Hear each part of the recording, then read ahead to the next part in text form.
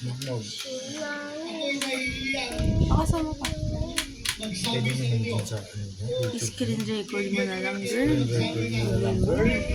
Mas malakas pa yung boses mo. Hindi tayo, wag kayo tumayo. Hindi natin siya napigilan na dalhin Dalawang bato. Dalawang bato. Ako talaga yung isang loob ko. Doppelganger. Kaya ako sabihin sa Kamay, bringin mo. In the first place, hindi ko naman talaga siya napigilan na ibiyahe doon sa ICC. Ay, magano mo. Kasi loob ko. Nung nangyari yun, hindi ko lang kung anong nakaramdaman ko. Para bang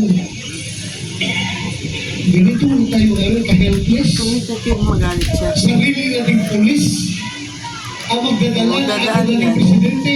Magdadaan Hindi din isakay na. sa Ulo mo. plano para ibiyahe doon sa The Hague, Netherlands.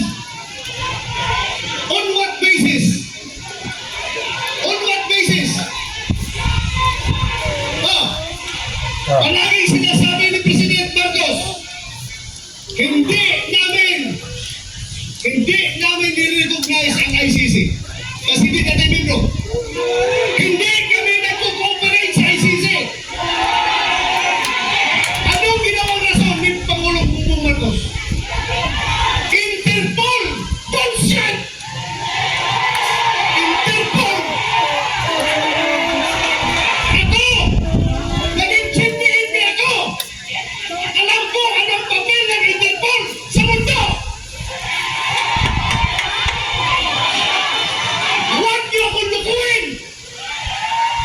Commitment sa Interpol! Bullshit!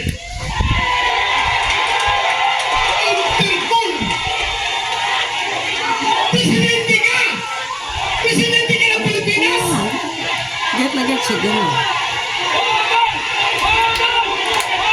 Ang sabi. Presidente ka ng Pilipinas!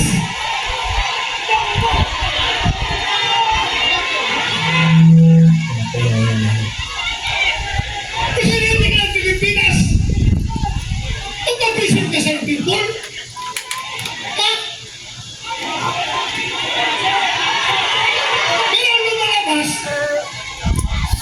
mas gigil, mas atat na atat sila kaysa Interpol, kaysa ICC. Atat na atat sila na ibiyahe si Pangulong Duterte. Bakit? Di ba katungkulan na ating gobyerno ayon sa ating konstitusyon to protect, to serve and protect the Filipino people? Siniservisyohan niya yung mga dayuhan, hindi ang Filipino people. Wala ang Filipino people yun. Pinadala niya doon sa dahig. Alam niyo, habang kinakarga sa aeroplano, nag-struggle sila doon. Wala na kayo mga magawa. Dahil nandun ako sa Davao, kinukoordinate ko yung ating mga documentation na ginagawa natin dahil hindi nakahabol. Hindi ako sumama sa Hong Kong dahil sa gabi na yon,